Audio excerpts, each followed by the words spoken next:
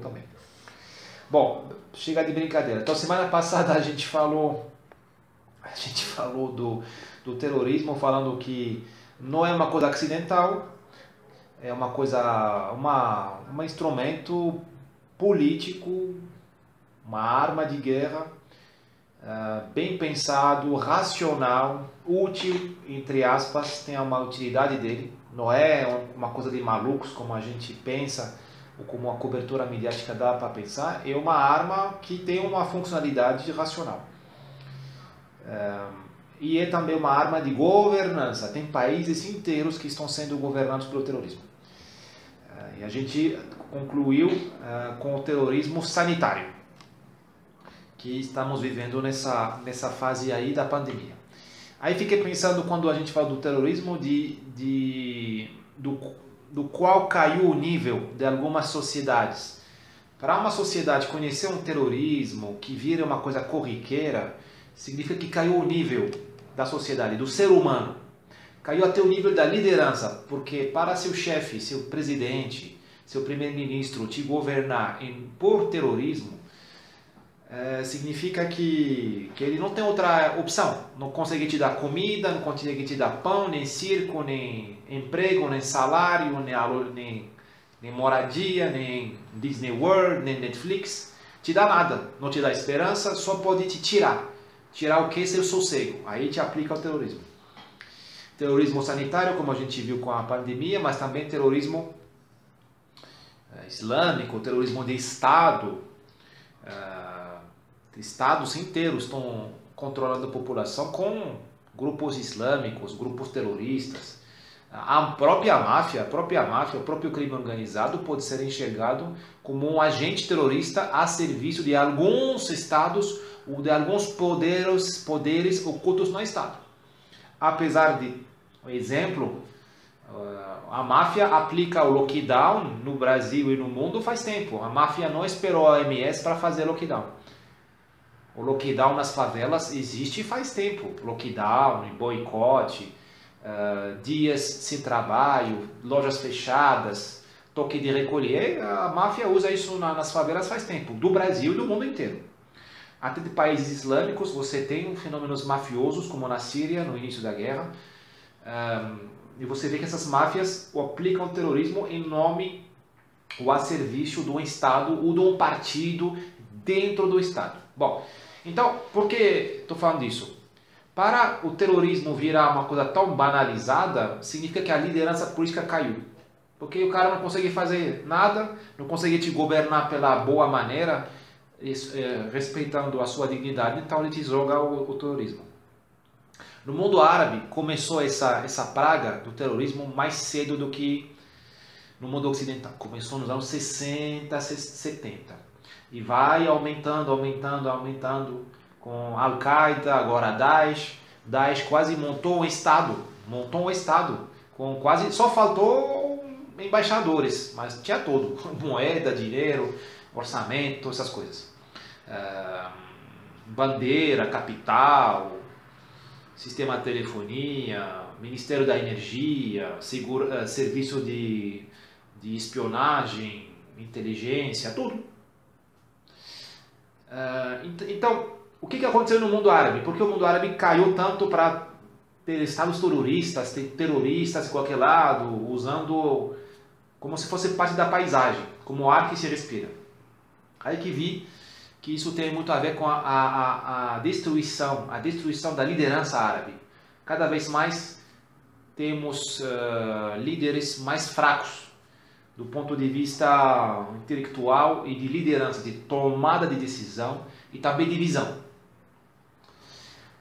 Mas aí isso é recente, isso é dos anos 80 para lá. A gente teve grandes líderes que de verdade mudaram não o mundo, mas mudaram o nosso destino.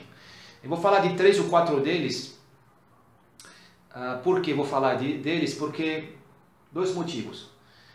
Eles são uma resposta diferente aos desafios da época, ou seja, eles não são democráticos e não são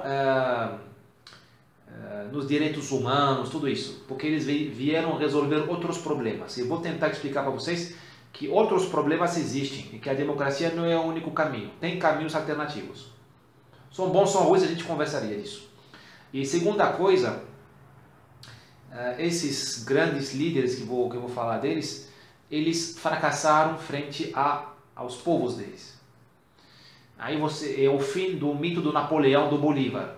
Até um semideus como Bolívar, Napoleão, um espírito assim, e tem limitações.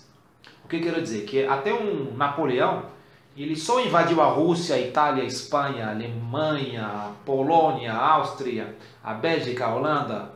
Não conseguiu invadir a Inglaterra. Mas só fez isso porque o povo francês era um grande povo. Tinha engenheiros, cientistas, biólogos. Ele foi para o Egito, foi para o Egito, com biólogos, antropólogos, cientistas, especialistas de armamento, banqueiros, entendeu? O Bolívar também, ele fez o que fez, mas não conseguiu fazer uma grande nação porque não tinha o povo para isso. E esses líderes árabes que eu vou falar para vocês não tinham o povo para isso. E espero que essas ideias consigam esclarecer o que acontece no Brasil. Primeira ideia, que a democracia, será que ela é o sistema que a gente precisa para resolver nossos problemas atuais? E a segunda pergunta que esses líderes nos fazem, de que adianta ter um gênio, ter um Napoleão, se você não tem um povo, uma infraestrutura para desenvolver esse talento divino que Deus deu. Então vou falar primeiro do Nasser, que era presidente do Egito de 52 a 70. Tá? Um militar, acho que era coronel, chama Jamal Abdel Nasser. Em árabe significa o bonito, que adora Deus o vitorioso. Jamal, o bonito, Abdel Nasser, Abdel escravo, adepto escravo, Abdel escravo, Nasser é vitorioso, Nasser é a vitória. Bom, é um nome bonito. É um nome que fala o que vai ser. O Nasser, ele foi um grande líder árabe, foi presidente do Egito, chegou por golpe de Estado em 52, tirou o rei, que se chamava Farouk. O Nasser chegou num grupo de oficiais, chamando os oficiais livres. Tiraram o Farouk, que era um rei, e colocaram uma junta militar, como aqui no Brasil aconteceu, e 4 anos depois, em 56, Nasser pegou o poder para ele sozinho. Tipo, fez o AI-5 dele e pegou o poder dele sozinho. Aí ficou de 56 em regime personal, poder personal, até 70, quando morreu. Por que falo do Nasser? Por vários motivos. Primeiramente, é um homem do povo. Homem do povo, não é um aristócrata nem um rei. E um cara que se rebelou contra o que ele viu. O que ele viu? Ele viu um país que nunca foi independente. Egito, do século XI, do ano 1000 até 1952, são 952 anos, nunca foi independente. Sempre teve um líder, um rei, um sultão, um procurador estrangeiro. É impressionante isso. O Egito nunca foi um país soberano. O povo egípcio sempre foi o mesmo. São árabes misturados são árabes muçulmanos e cristãos, chama copta.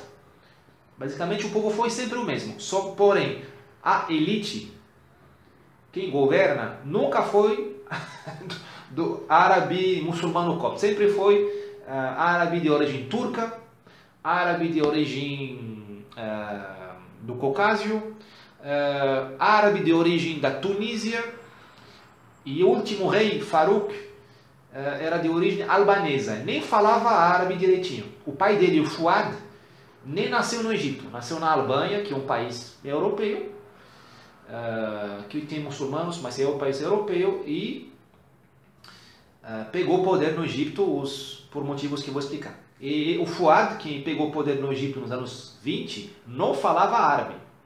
Então imagina isso, no Brasil você tem um cara em Brasília que fala inglês, ou que fala russo, moldavo.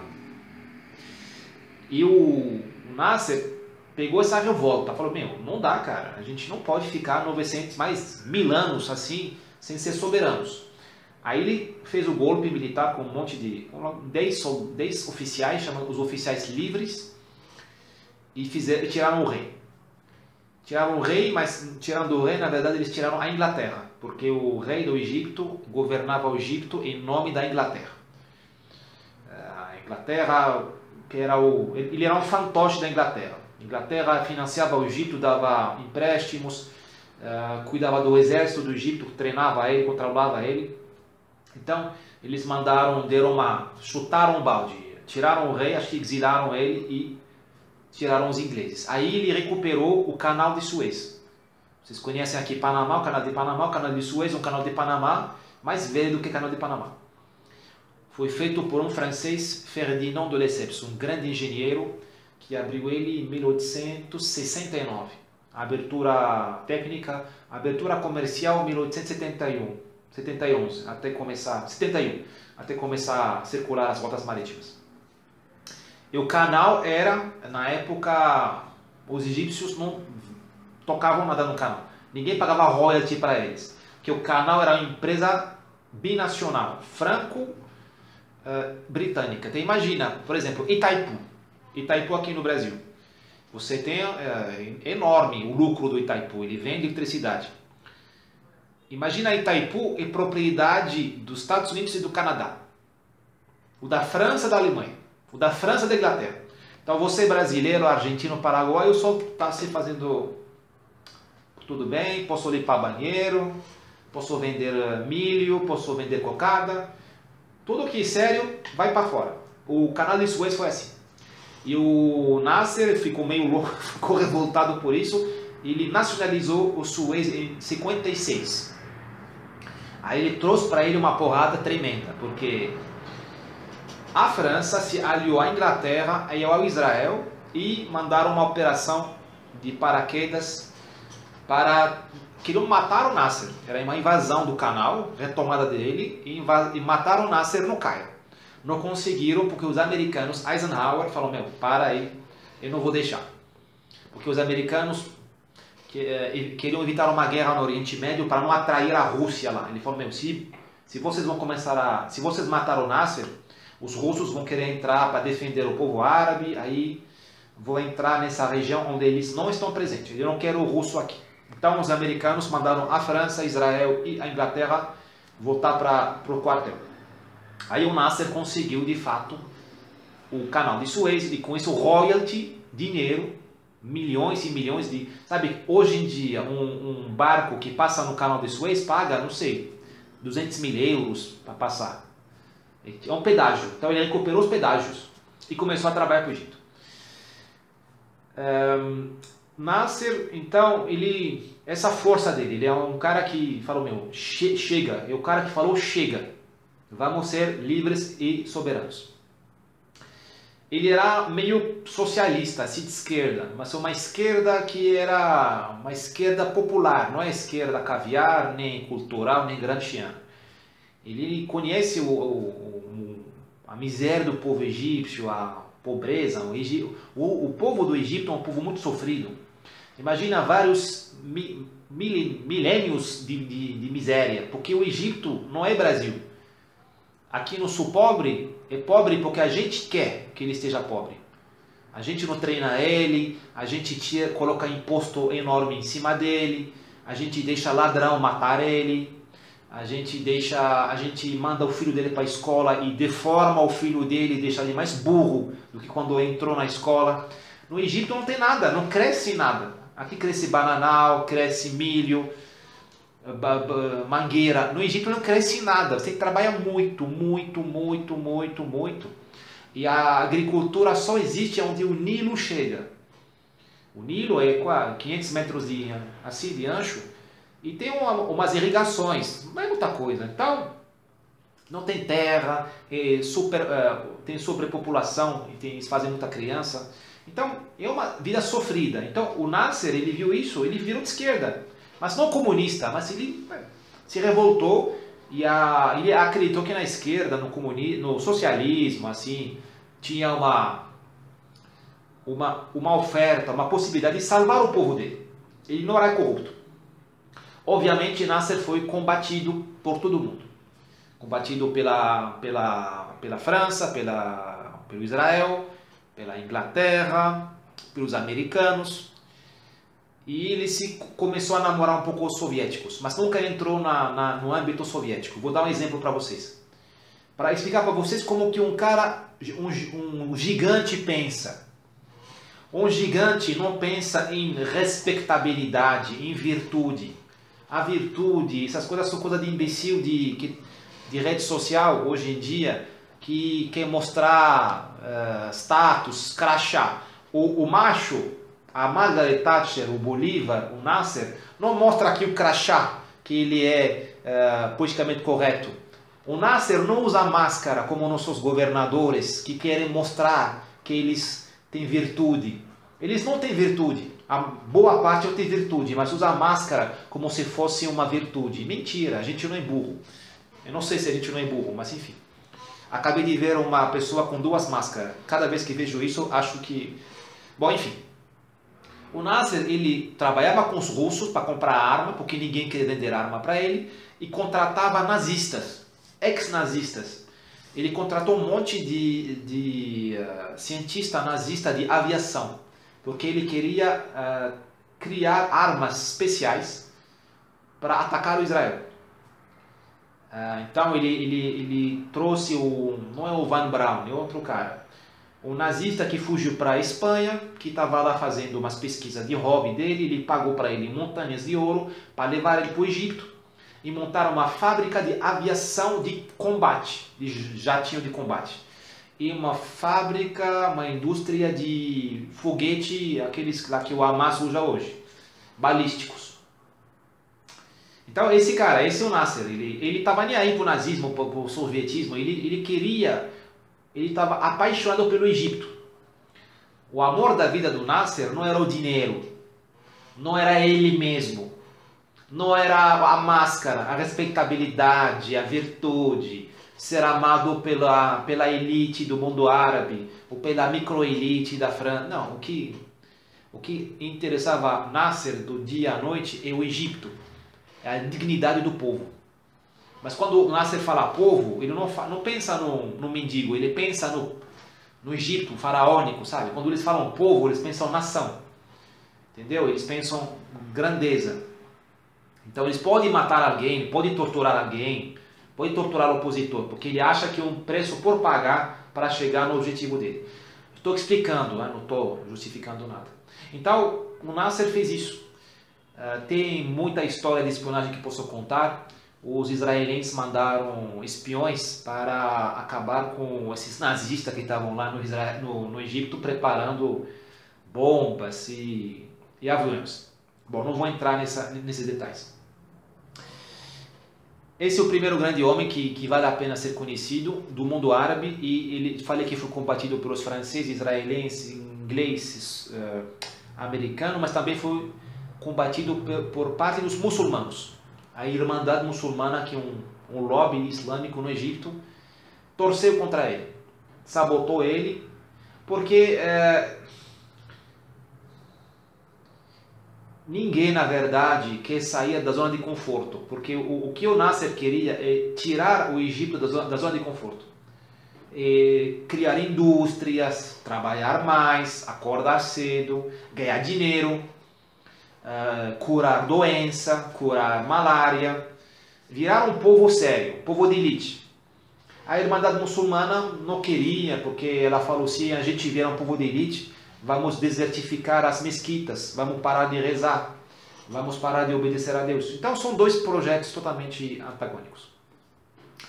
Segunda pessoa da qual quero falar, vamos ver o horário, e o sucessor do Nasser, chama Sadat, Anwar al-Sadat.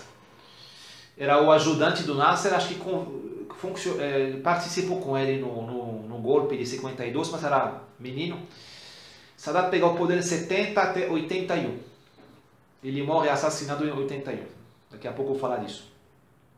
O Sadat eu acho ainda superior ao Nasser. Por quê? Porque o Sadat, ele é, como se fala? Ele de verdade é um homem de contradição. Ele era muçulmano, negro, gostava dos uniformes nazistas, mas não era nazista, gostava dos uniformes nazistas, de toda daquela estética da águia nazista, daquelas estrelas nazistas. Ele tinha um uniforme da Wehrmacht, adaptado ao mundo árabe, mas tinha um uniforme assim. E esse cara, ele fez a paz com Israel. Ele é o primeiro árabe, primeiro macho, a ir para Jerusalém e discursar na Knesset, discursar na Assembleia Parlamentar do Israel e fazer a paz com Israel. O Sadat era diferente do Nasser porque ele era mais pragmático. O Nasser, os dois adoravam o Egito. Os dois tinham uma vergonha de ser pobre. Tem que pensa num cara que sente vergonha todo dia quando acorda porque o país dele é pobre. Compara com nossos governantes de hoje. Ele sente vergonha de saber que o egípcio não come só pão, come só arroz, ou come uma vez por dia. Ele sente vergonha disso. Vergonha. De verdade, de vergonha, de ter bochecha vermelha. O Spam tá me chamando. Tchau, Spam. Vai tomar banho. Então, esse é o Sadat. Só que o Sadat ele era mais pragmático do que o Nasser. O Nasser era meio assim esquerdista. Ele esqueceu o islamismo. Ele achou que só pelo fanatismo revolucionário, aquela coisa do Che Guevara, do Fidel Castro, aquela coisa lá. Ele falou, o Nasser basicamente ele pensava, com todo respeito, como um manager, sabe, de empresa, o cara que chega no open space e fala, vamos para cima, força, vamos ganhar, vamos vender. Estou exagerando. O Nasser tinha esse lado aí. O Sadat falou, amigo, a gente é muçulmano. Você não me fala de comunismo, não me fala de Che Guevara, não me fala de terceiro-mundismo. Tudo isso balela. A gente é muçulmano. O que nos cria, o que nos dá estímulo é Deus. Então, Sadat chegou e falou, eu vou reconciliar Deus com o Estado. E vou reconciliar a religião islâmica com a política. É revolucionário isso, na época. Agora virou mainstream, mas na época... O mundo árabe na época era esquerdista. Era todo mundo contra Deus, laico, secularizado, lendo Marx, lendo não sei o que, Hegel. Ele falou, não, negativo. Ele falou, eu conheço a nossa mente. Se vocês são sérios, vocês querem de verdade tornar o Egito um país sério, forte, poderoso, a gente tem que se reconciliar com Deus e a religião. Aí ele libertou alguns muçulmanos da Irmandade Muçulmana, libertou os presídios, fechou os presídios políticos e fez a paz com Israel, como falei, muita reforma. E em 81, aqueles que ele tirou do presídio, os islâmicos, mataram ele. Aqueles que ele tirou do presídio, aqueles que ele falou, vocês... Aqueles fanáticos, ele falou, vocês têm direito de fazer política porque aqui não é a França, aqui não é a Inglaterra. Aqui, país muçulmano, o fanatismo faz parte do nosso DNA. Eu não vou prender vocês porque vocês fazem política com o islamismo. Eu não sou normal. Mataram ele. Uma cena extraordinária, uma cena trágica. Durante um desfile militar, mataram ele de várias... São soldados egípcios que tinham que desfilar frente a ele. Ele estava com seu melhor... uniforme nazista, cor verde, oliva, lindo. Ele é um belo negro. O Sadat é um mulato. A mãe era negra, o pai era árabe. Então, belo mulato.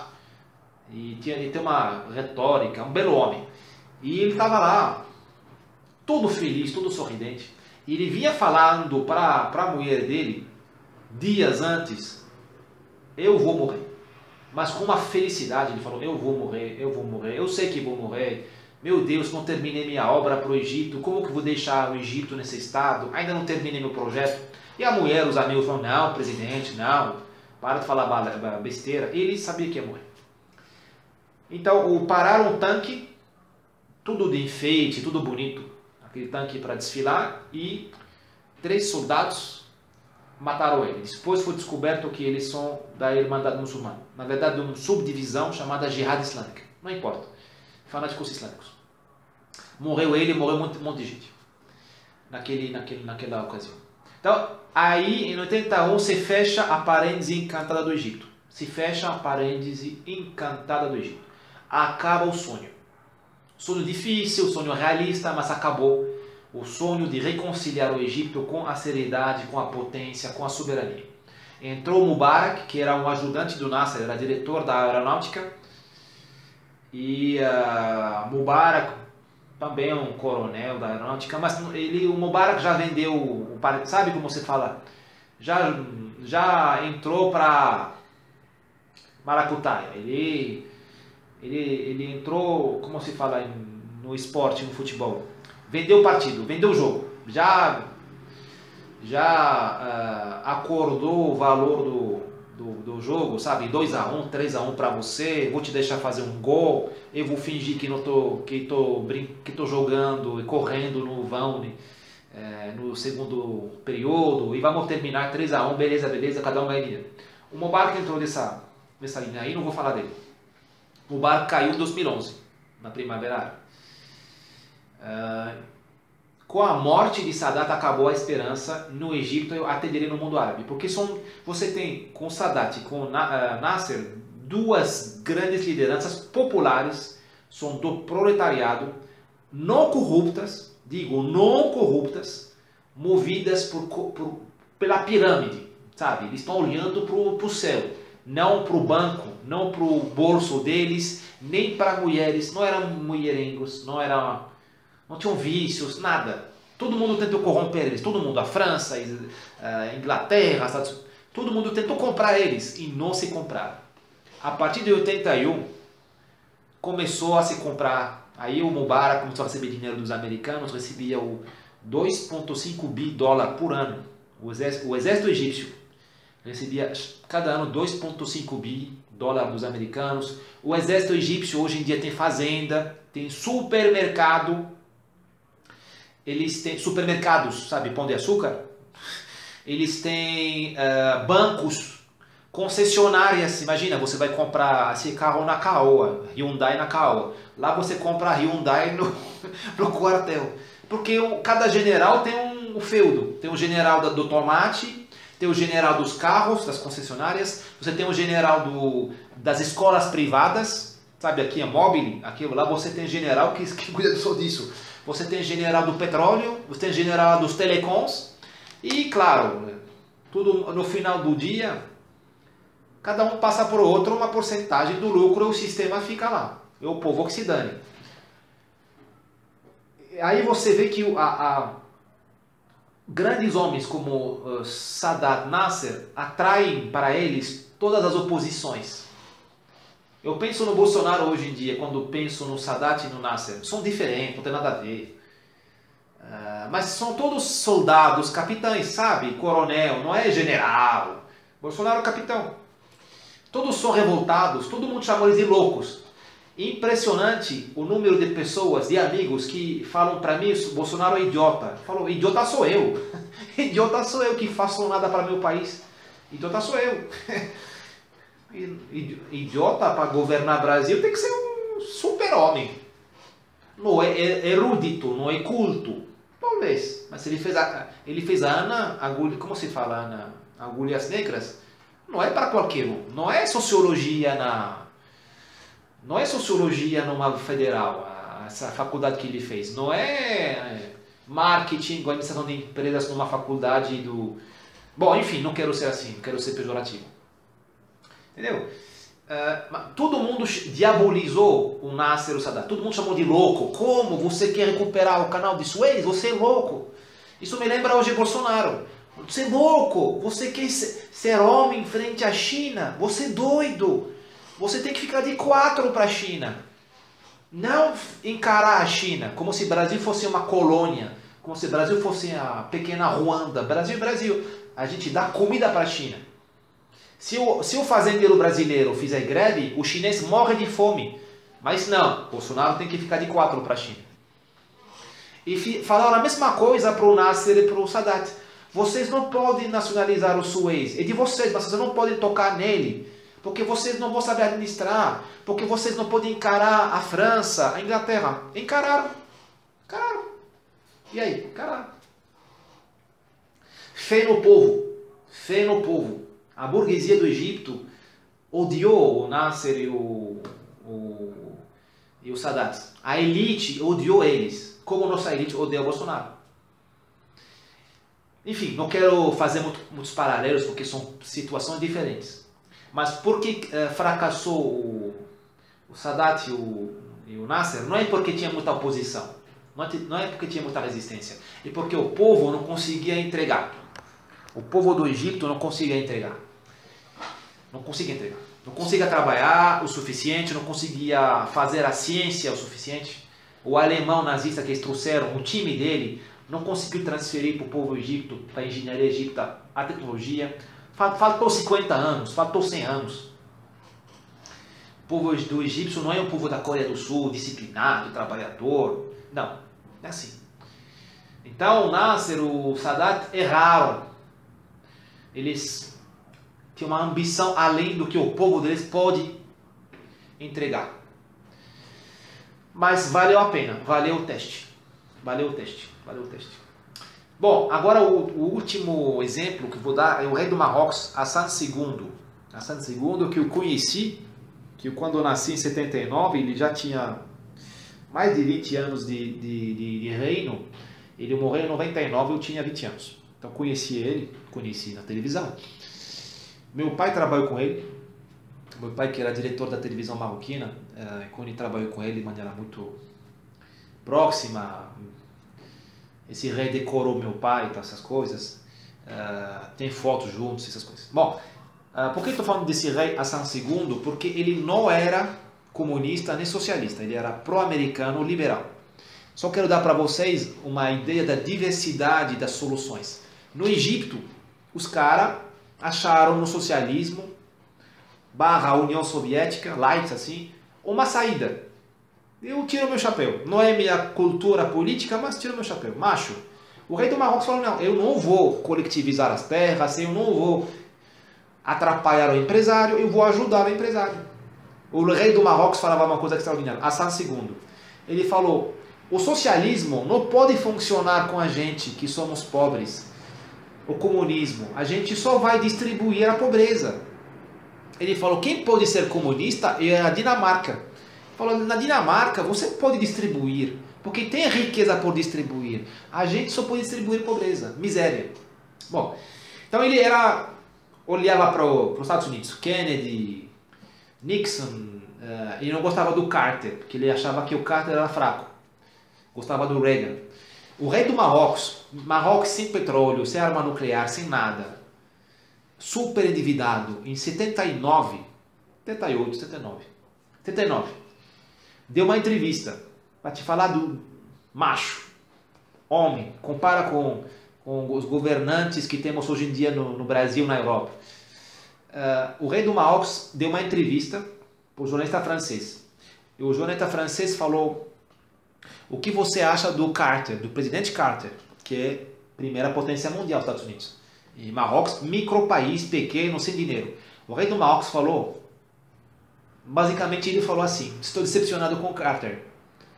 Porque ele falou, se eu tivesse o exército americano na minha mão, se eu tivesse os recursos técnicos, tecnológicos dos Estados Unidos, eu não estaria humilhado pelos ayatollah do Irão, como foi humilhado os americanos em 79 e 80. Olha o macho. E esse não é o Gaddafi da Líbia, que era chapado, que tomava cocaína, era louco, ou era heroína. Não, o rei do Marrocos era lúcido. Por que ele falava essas coisas? Não é por provocação, não. Porque ele tinha uma segurança. Não era o dinheiro, não era o armamento. O que era a segurança? Duas seguranças. A cultura, ele era um erudito. Falava francês de uma maneira extraordinária. Falava árabe de uma maneira literária, clássica, erudita. E a segunda segurança, ele tinha o pedigree. Ele era oriundo de uma dinastia de 400 anos, que controlava um país que era monárquico, que era Estado-nação faz 1000 anos. Esse cara, esse senhor, essa pessoa, o rei do Marrocos, Hassan II, ele tinha essa segurança, ele sabia quem ele era, ele tinha uma identidade, ele não precisava fingir. Ah, eu sou socialista, então me amem. Ah, eu sou capitalista, então me amem. Ah, eu uso máscara, então me ame o MS, me ame George Soros, me ame Bill Gates. Não, isso é para gente fraca. Gente que tem pedigree, gente que tem identidade, que sabe. O rei do Marrocos, eu falo o nome dele, ele sentia o sopro dos ancestrais dele, sentia a presença deles. Aliás, ele era descendente do profeta, então, do profeta Maomé, 1400 anos antes. Então, quando você tem esse pedigree, você não precisa se rebaixar a fazer essa conformidade ideológica, colocar aqui em crachá, ah, olha, eu sou bonito, eu sou comunista, eu sou socialista, eu sou democrata, eu gosto de direitos do não sei que das minorias, eu uso 3 máscaras, eu vacinei meu filho, minha mãe, meu bebê no ventre da mãe, essas besteiras lá que os nossos governantes estão falando hoje em dia. Esse tipo de cara não precisava. Qual a proposta do rei do Marrocos para o povo dele? 2 propostas. A primeira é que ele falou, a gente não vai virar um grande país. Ele basicamente falava isso, não dessa maneira tão clara, mas ele nunca prometeu que vamos ser um grande país. O Egito queria ser faraônico, o Sadat e o Nasser. O rei do Marrocos falou, não, a gente vai ser um país sério, respeitado, que tem comida, tem água potável, não lembra que é um país desértico, que temos trigo, que tem indústria de base, que tem engenharia, que tem segurança. Porém, então a gente vai se modernizar, porém nunca vamos perder nossa identidade. Ele falou, a gente nunca vai ser europeu, a gente nunca vai ser francês, o espanhol, o católico. Ele falou, a gente tem que manter nossa autenticidade. Isso parece clichê hoje em dia, mas qual país do mundo conseguiu se modernizar mantendo a identidade? Qual? Coreia, Japão, China não conheço, mas imagino que sim. Imagino que sim. Os outros ou não conseguiram se desenvolver, ou se desenvolveram, viraram McDonald's. Você vê até a própria França hoje em dia, a Alemanha. Hoje em dia tem McDonald's nos Campos Elíseos. Hoje em dia o jovem francês no LinkedIn escreve em inglês. Então, ok, se modernizou o país, mas virou americano, província americana. Não sou anti-americano, adoro os Estados Unidos, mas eu quero dizer que o desafio é esse, difícil você se modernizar e ficar autêntico. Vê o Brasil hoje em dia, Brasil. A gente nem se modernizou, a gente ainda é cagado, a gente não tem esgoto. Metade dos brasileiros não tem esgoto, tá bom? Metade. Mas a gente quer vacinar, a gente tem que... A corona é o problema, tá? Metade. A gente quer trocar de sexo no SUS, tá? Mas metade não tem esgoto. E você não tem... A indústria está acabando, enfim. Você conhece a situação do Brasil. Porém, a gente já virou americano. A gente importou as pautas, minorias todas. Importamos todas as pautas. Só nos falta a pauta islâmica. Só nos falta essa, para completar o fiasco. A gente importou a pauta racialista no Brasil. A gente que é mulato. O brasileiro é mulato, é mestiço, índio com português, negro com branco, negro com índio. Aqui não existe pureza de sangue. A gente importou. Em vez de importar patente, em vez de importar tecnologia, não iPhone, em vez de importar inteligência, a gente importou pauta racialista. Então a gente nem se modernizou, mas importou os problemas dos americanos. O ódio entre branco e preto é importado pela grande mídia, pela grande imbecilidade acadêmica, pela grande mediocridade artística e por nossa mediocridade. A gente importou a obesidade. A gente tem um povo bonito, que não é obeso, nossa genética não leva para a obesidade. Estamos ficando obesos, estamos comendo no Bob's, McDonald's, Burger King, comendo açúcar. É um preço para pagar, para ficar rico, modernizado? Talvez, mas a gente não se modernizou. Então, isso que o rei do Marrocos falou, ele falou, cara, A gente não pode virar ocidental. Ele falou, a gente vai ser um fake ocidental. Vamos ser um ocidental rebaixado, de como se fala? Um barato, sabe? Fake, do Paraguai. Com todo o meu respeito pro Paraguai. Tenho amigos lá. Enfim, essa é a primeira proposta do rei do Marrocos. Não, a primeira proposta, não vamos ser um grande país, vamos ser um país sério, já isso é suficiente e difícil. A segunda proposta, a gente vai manter nossa identidade e adicionar modernidade. Rei do Marrocos, não posso falar muita coisa, o tempo já está indo embora. Só te falar da genialidade do cara. Em 75, bom, tem que saber que o Marrocos sofreu da colonização, dupla colonização. Aqui você tiver os portugueses e os holandeses. A gente teve espanhol, francês e em Tanger tivemos 10 potências coloniais, porque Tanger foi uma metrópole, digamos como uma Singapura. Então lá tinha americano, inglês, alemão, mas digamos, o país estava dividido em 3 partes. Uma no norte, que era a espanhola, no centro, a francesa, onde eu nasci, e no sul, no Saara, no deserto, espanhol. A França saiu em 56. A Espanha saiu do norte em 56, mas ficou no Saara até 75. Não quis sair. Marrocos sem dinheiro, sem armamento, tinha umas carabinas lá, tinha dinheiro para nada. Ele esperou o momento certo. Qual o momento certo? O Franco, o presidente da Espanha, agonizava, estava no leito, morrendo, não sei de que, morreu. Velhice, e uma doença, esqueci qual é. Marrocos aproveitou a agonia dele, a troca de regime, aquelas coisas lá, para mandar 350 mil pessoas invadirem pacificamente o Saara. Então, na minha família, chegou caminhão de manhã, caminhão de gado, caminhão de tomate. Tiraram tomate, o gado não sei se tiraram, bezerro, não sei se tiraram, não sei, vou falar. Subiram mulheres, homens, todo mundo assim, com uma muda de roupa, não foi com carregador de celular, nem com nada. 700 quilômetros rumo ao sul. E chegaram lá na fronteira, lá tinha um exército, o exército normalizou eles, organizou a fila e falou, amigo, anda até o fim. Quando você chegar no fim, para, que lá é o fim do nosso território. Cara, parece piada, mas funcionou. Novembro 75. Por que novembro? Porque o Franco estava morrendo em novembro. E em novembro é frio. Não é aquele calor de 50 graus. Então as pessoas podem andar. E você tem imagens, coloca isso, chama Marcha Verde. A Caminhada Verde. Está na internet. Você vai ver a loucura que foi. Como que um homem consegue mobilizar um povo. Sem tortura, sem porrada, sem um homem.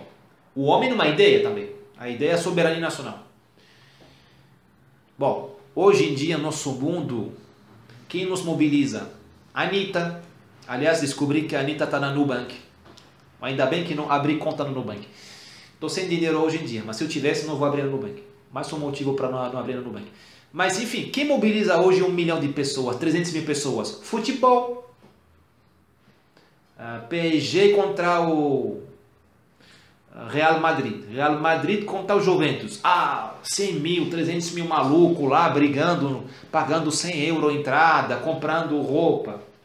Não é fútil. Não é fútil você sair da sua casa para deixar mais rico um cara que é... Enfim, um jogador de futebol. 300 mil pessoas. Ficaram lá semanas. Bom, aí o exército trouxe comida, trouxe alojamento, emergencial, mas olha o sacrifício. Aí a Espanha falou, quer saber? Vou sair. Porque a Espanha viu 350 mil marroquinos entrando, civis, ela não ia atirar. Vai ser um genocídio. Aí ela falou, tchau, vou embora. Aí Marrocos recuperou o Saara dele. Não conto o que aconteceu depois. Não vou entrar nos detalhes, porque teve problemas políticos depois, internos, no Saara. Porque a Europa ela é muito inteligente. Você tem é como cassete, tem A e B, sabe? Face A, face B. A face A é tudo bonito, é direito humano. Face B é política suja. A Espanha foi embora, falou ok, tchau. Mal falou, ah, legal. Quase falou obrigado, mas deixou lá uma guerrilha. Ela armou uma guerrilha de nativos lá, meio comunizada. Ela falou, ó, fica aqui, eu vou te ajudar. Fica aqui, eu vou embora, mas eu vou te mandar dinheiro, vou te deixar atravessar meu território para ir para Cuba. Aí a Cuba entrou na parada, o Fidel Castro começou a treinar aquela guerrilha. Então a guerrilha ia do Saara infiltrada até a Argélia, que é o país vizinho. De lá recebia dinheiro cash da Argélia, ia para a Espanha, Cuba. Cuba, aí lá aprendia guerra revolucionária, terrorismo, sniper. Ia também para países como Tchecoslováquia, tudo aquele Império Soviético. Não sei se foi para Angola, não lembro. Bom, enfim, mas isso não é nosso papo. Eu vou falar agora uma coisa que aconteceu com meu pai me contou com o rei Hassan II. Meu pai, ele gostava de mulher. Bom, quem não gosta? Não, desculpa, vou retirar porque eu sei que tem gente que não gosta. Eu respeito todo mundo. Aí ele saiu com uma menina e a menina foi falar com o irmão dela. Falou, esse cara, esse seu amigo não quer casar comigo. Estamos em 70, 69. Quer casar comigo, eu sou uma mulher legal, sou decente. Aí o amigo falou para meu pai, pô, casa com minha irmã e tal. Ficou assim. Aí o amigo foi falar no rei, falou, rei, esse cara aí, o Arazem, meu pai chamava Arazem, ele não quer casar com minha irmã. Aí chamaram meu pai, falou, por que você não quer casar? Aí meu pai falou, tô sem dinheiro, não é que não quero, tô sem dinheiro, mas desculpa assim. Aí o rei falou, beleza, vou te pagar o casamento, casa. Aí meu pai casou. Essa mulher não era minha mãe, Aí meu pai casou com cara de bobo, casou, enfim. Não deu certo o casamento, divorciaram depois de 6 meses e meu pai conheceu minha mãe. Então eu tenho uma dívida para essa história, para essa circunstância totalmente malucas. Enfim, não vou me tomar muito tempo, são 8h52, vou tomar perguntas se tiver perguntas. E agradeço já de antemão para o Ricardo que está gravando e colocando no YouTube. Eu também estou gravando aqui no áudio, esse áudio eu vou jogar no YouTube depois. E vai ficar gravado aqui no Instagram. Fala, Mr. Girotti. Tudo bem? Pode entrar se quiser hoje, pode entrar no vídeo. Vou esperar vocês conversarem comigo. Eu estou com um frio danado. Estou com frio aqui. Essa Greta Thunberg zicou Brasil. Falou com os argentinos para mandar para nós a massa fria. Parece... Não vou exagerar também. Não é um frio polar. Mas a Greta zicou Brasil. Com certeza. Não sei se tem perguntas, não vejo perguntas. Está todo mundo congelado. Ou talvez tem no YouTube, mas eu não estou vendo elas aqui. Bom, são 8h53. Eu não vou tomar muito do seu tempo, vou parar por aqui se vocês não tem... o Girotti, falando de forma mais aberta, o que você acha de uma hegemonia islâmica no mais disputa entre Rússia? Tá, então vou ler sua pergunta porque eu esqueci que tínhamos um público. Falando de forma mais aberta, o que você acha de uma hegemonia islâmica numa eventual disputa entre Rússia, China e mundo islâmico?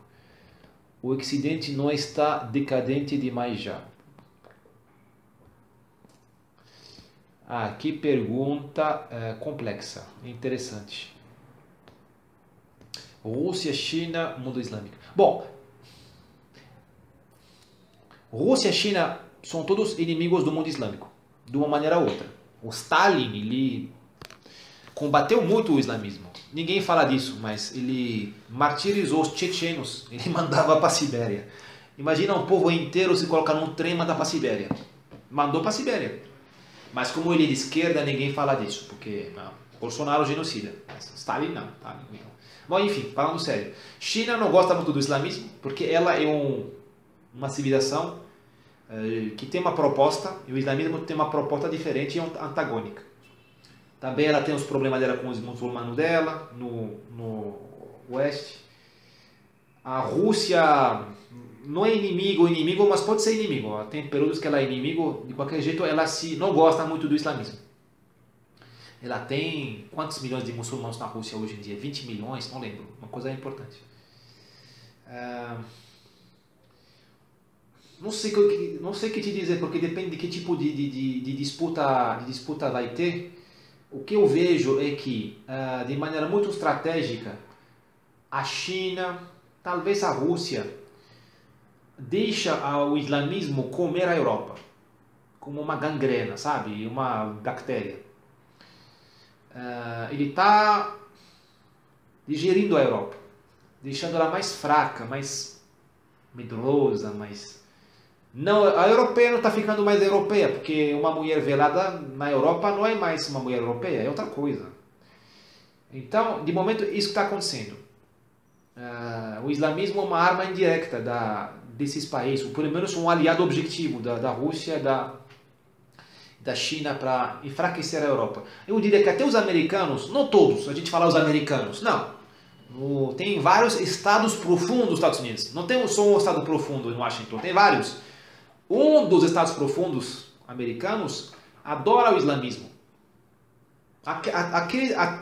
Aquele do Obama, o time do Obama, por exemplo, e todo o time envolvido adora, porque o islamismo enfraquece a Europa. Eu lembro de uma entrevista do Bill Clinton, recente, 2016. Ele falou, cara, com aquele cara, sabe, de americano, de vendedor de carro, sabe, de meio assim, meio bobo, mas de bobo só tem a cara, sabe? Ele falou, de genro ideal. Na França, na Europa, você tem 10% da população que já é muçulmana. Que pena, vocês vão viver com atentados o tempo todo. Assim, tipo... E quem defende a imigração islâmica na Europa? Essas ONGs. Onde está o Soros? O Soros não é um cidadão russo, o chinês. O Soros não é marroquino. O Soros é americano, está em Nova York. Entendeu? Tem toda essa linha aí de antirracismo, de Black Lives Matter, está aplicada agora a muçulmanos na Europa. Refugee welcome. Entendeu? Então, a Europa está jurada de morte, na verdade. Por parte dos americanos, parte deles. O sistema chinês aproveita isso, parte dos russos. Que parte da Rússia tem interesse em uma Europa forte. Mas outra parte parece que quer uma guerra ou quer uma confrontação. Ocidente decadente demais, claro que decadente. Eu acho que... Eu não acho nada, eu sinto, meu sentimento. Eu acho que o Ocidente já era, já era. O que podemos e que devemos e que vamos resgatar é os vestígios, é criar uma nova Roma. Vamos pegar do Brasil, da França eu pegaria o Versailles, vou pegar a Biblioteca Nacional, e vou levar para a Amazônia, vou levar para a Colômbia, vou levar para, sei lá, para a África. Vamos levar o Coliseu, vamos levar os grandes clássicos da Grécia, vamos levar a religião católica, talvez. E do Brasil a gente vai levar o quê? O que vamos levar do Brasil? Eu tenho umas ideias, não posso falar, mas... E a gente vai... Bossa Nova, por exemplo, podemos levar... E fazer uma nova civilização. E não vejo o Ocidente durar desse jeito. É muita sacanagem intelectual no mundo ocidental. Então, para mim, que o islamismo mata o Ocidente, outra força, o que ele se afunde sozinho, não importa. O que me interessa hoje em dia é reconstruir para não ser chinês. Eu não quero ser chinês. Nem quero morar no mundo islâmico. Russo não conhece, mas acho que os russos podem vir com a gente para fazer essa nova civilização. Vai ser menor do que o que a gente viu, em termos de extensão territorial. Entre nós que se ferram, não são os inimigos do Ocidente, sabe? Esses esquerdistas que acabaram com o mundo ocidental, que virem muçulmano. Essas feministas aí que enchem o saco, não todas, mas que enchem o saco, Amanhã ela vai usar véu e vai calar a boca. Porque o muçulmano vai mandar nela. Eu quero ela vai encher o saco do cara, chamar de patriarcal. Eu quero ver. Acabaram com a gente? Beleza. Amanhã seu patrão vai ser um muçulmano. Ou um chinês. Esses movimentos lá de minorias que enchem o saco do homem branco, heterossexual, amanhã seu patrão vai ser um chinês. E fala pra ele que você tem orgulho de não sei o quê. Vai ver o que vai acontecer com você. Desculpa. Eu não vou te salvar. Eu não vou... Eu vou salvar quem está defendendo a nossa civilização. Que ele seja homo, hétero, negro, preto, não importa. Mas tem que ser comigo no time. Tem que estar comigo no time, não contra mim. Quem está contra mim que se ferra, sinceramente. Eu vou aplaudir a decadência deles. Quando Roma vai queimar, eu vou aplaudir. Falar, tchau, bem feito, filhos da mãe. Sinceramente. Não vou esquecer o martírio que estamos vivendo agora. O martírio. Estamos censurados, estamos esculachados, estamos sem remédio para doenças que vocês conhecem, tratamento precoce está proibido, estamos excluídos das escolas públicas, da faculdade, estamos obrigados a baixar a voz para falar nossa opinião. Então eu não vou perdoar para esses caras, que se ferram mesmo. Agora a pergunta do Girotti... Você não acha que seria melhor a hegemonia russa tomar preeminência? Não, então, você pergunta se é melhor uma proeminência russa ou islâmica. Eu acho que islâmica não. Islâmica não. Porque o islamismo é muito hardcore de momento. E o islamismo não tem princípio, não cria de momento valor agregado. O islamismo não tem uma proposta ao mundo. Fora a salvação, uma baita proposta espiritual, paraíso, acesso ao paraíso. Mas não tem uma proposta econômica, cultural, civilizacional. Nenhum país islâmico, nenhum, recebe imigração. Ninguém sonha com morar num país islâmico, é impressionante. Todo mundo quer morar nos Estados Unidos, na Flórida, na Singapura, na Tailândia. Mas ninguém quer ir para país islâmico. Deve ter um motivo, não? Então eu não vejo... Eu preferiria a Rússia de longe. Rússia de longe, claro. O povo russo não é um povo simples, eu não conheço bem, não vou falar. Eles têm os problemas deles, mas, claro, para escolher entre chinesa, russa e islâmica, eu me daria bem com... Eu acho, com os russos, com certeza. Mas eu acho que até os russos, eles vão com a gente, com a nossa nova civilização. Porque eles vão apanhar dos chineses e dos muçulmanos. Que russo não faz filho. Que a gente vê o Putin e a gente compara o Putin com os nossos governadores do Brasil. Não vou dar os nomes. Aí você compara o gigante com o anão. Aí você fala, a Rússia está bem. Não, se tira o Putin, a Rússia está muito mal. A Rússia está muito mal, não faz criança, cai a esperança de vida, indústria está bem, mas também não é aquela... Não é um gigante econômico mais a Rússia. Então quando a China vai colocar a mira na Rússia está feita, porque você tem 1,5 bilhão de chinês e a Sibéria tem 30 milhões de habitantes. A fronteira entre Rússia e Sibéria chama o Rio Amur. A esquerda é a Rússia, a direita é a China. A esquerda tem 30 milhões de habitantes, chama Sibéria, 30 milhões. O menos até.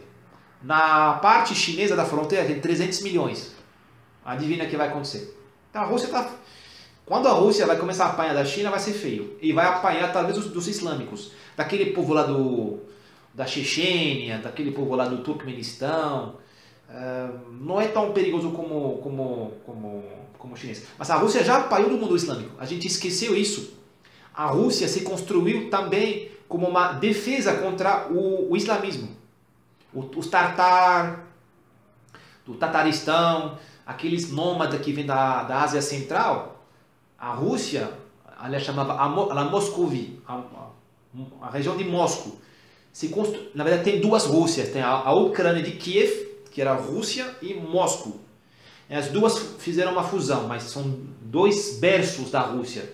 Por isso que a Ucrânia nunca pôde escapar do âmbito russo. Então, as duas Rússias históricas, todas se construíram como uma defesa contra esse pirataria / imperialismo turcofono, islâmico, Então, é possível voltar a ver isso. A invasão da Europa, bem possível, a invasão da Rússia, bem possível. Do Brasil não tem muito que guardar o Guirotti em si? Não, claro. Eu guardaria cachaça, na boa, cachaça, bossa nova, o agronegócio brasileiro, temos um fantástico agronegócio brasileiro. O nosso exército é muito bom, apesar das fofocas da esquerda, o nosso exército está de parabéns. Eu guardaria a nossa miscigenação, eu sou um grande aficionado à hibridação racial, um grande aficionado. Eu acho que isso no Brasil deu certo, infelizmente não permitiu nossa elevação moral. Bom, esse é outro problema, não vou entrar nele. Eu guardaria isso. Que guardaria... Bom, enfim, depois vou falar besteira, vou me arrepender. Ô Miguel, olá, salam aleikum, habibi, salam aleikum.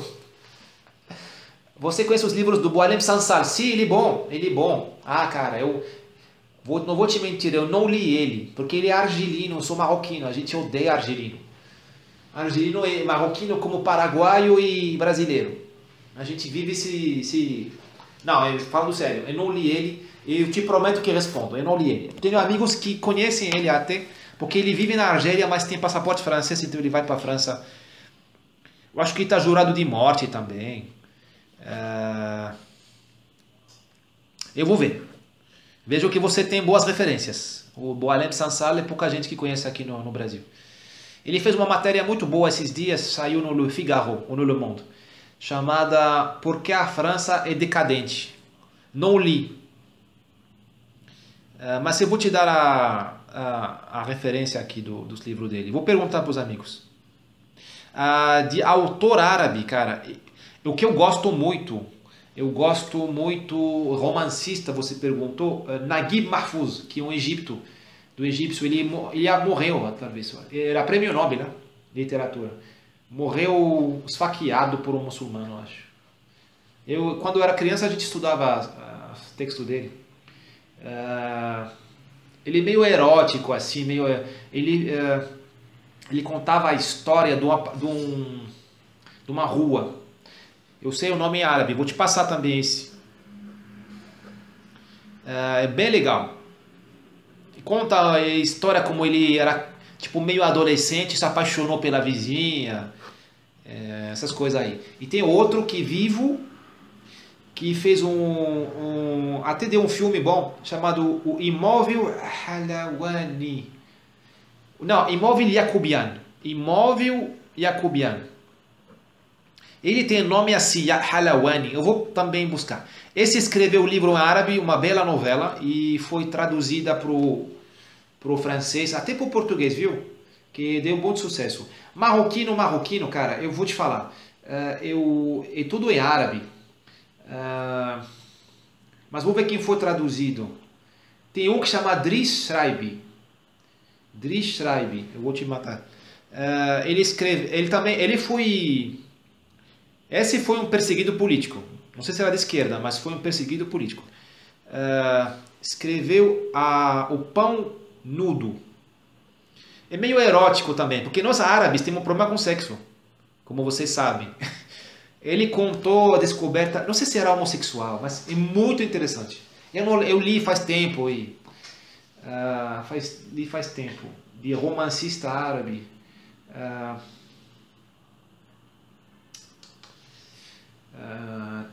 Árabe assim. Tem um marroquino que eu não gosto muito. Meu Deus, não posso falar que não gosto dele. Enfim, não gosto. Eu não entendi algumas posições dele. Chama Tahar Benjeloun. Ele mora na França. Ele tem muito sucesso. Escreveu um livro chamado A Favorita, recentemente. E do marroquino que foi morar na África. Ele é um comerciante de tecidos, abriu uma loja no Dakar. Já foi lá casado, essas coisas, e se apaixonou por uma negra. Uma negra, uma mocinha, sabe? Imagina assim, aquela coisa. Né? Se apaixonou pela mulher negra e tal, ele é árabe, negócio do racismo e tal e tal. E casou com ela como quarta mulher, obviamente. dos privilégios dos islâmicos. Mas o Tahar Ben Jir, eu não gosto de algumas posições dele. Eu acho ele muito... não importa. Tem o homem político e tem o homem literário. Como literário, ele vale muito a pena. Vamos lá no Girotti. Quem você vê como mais chance, Islã ou China? A China é uma ameaça real. Apesar de ser opressora, não permite o tipo de degeneração que estamos passando. Você tem razão que a China não parece degenerada como nós. Não parece. Lembrando que... Não vou falar, vou... Ai, meu Deus, cara. Que mundo de... Não vou falar. Vou me censurar. A China não tem nossa degeneração. Mas a China, para mim, é um mistério. Eu não conheço a China, então... Poucos conhecem a China. Eu não sei qual degeneração está na China hoje em dia. Porque é muito perfeito, cara. É muito perfeito. Trabalha muito, come nada, gasta nada, poupa tudo, não faz manifestação, não tem sindicato, não tem religião fanática. Pelo amor do céu, cara. Que povo é esse? ET, não existe. Deve ter um problema na China que está, assim, fervendo lá. Eu não sei qual. A gente conhece a história da China, antiga. A China sempre foi dividida. Hoje a China parece como um homem só. A China nunca foi unida, nunca foi unida. Sempre a Manchúria olhou para a Coreia, para o Japão, sempre. Sempre o Oeste olhou para o mundo turcófono, islâmico. Sempre o Sul olhou para Burma e para a Indochina. Sempre as cidades foram cidades-estado. Xangai, Nanquim, Beijing, Canton, Guangdong. E agora todo mundo está que nem um só homem atrás do PCC, Partido Comunista Chinês. Eu acho muito fake tudo isso. Muito fake. Mas eu não tenho... Uma coisa que eu li ontem que eu achei... você falou Islã ou China, que a gente respondeu. Acho que a gente respondeu as mais chances. Você falou, na verdade, qual é a ameaça real? A ameaça real não é o islamismo, não é a China. A ameaça real é o suicídio ocidental. A gente virou bunda mole e suicida. Ninguém nos ameaça. Ninguém pode ameaçar um país como os Estados Unidos, que ele pode destruir o avião enquanto levanta o voo, ele pode mandar míssil em qualquer lugar do mundo. África do Sul cisma de virar macho, levanta o voo um F-16, qualquer avião. O americano manda míssil. China levanta voo, americano.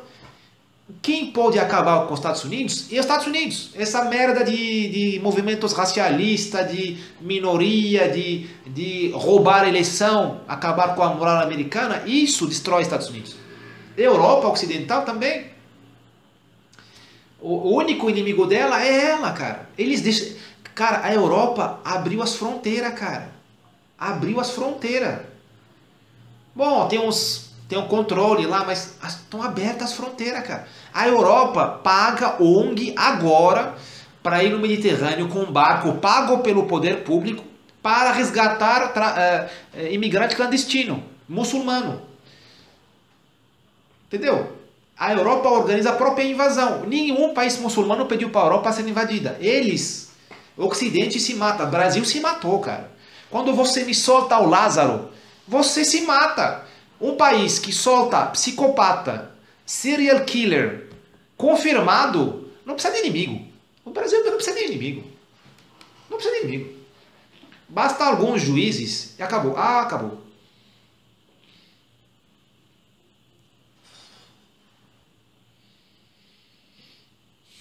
Acabou.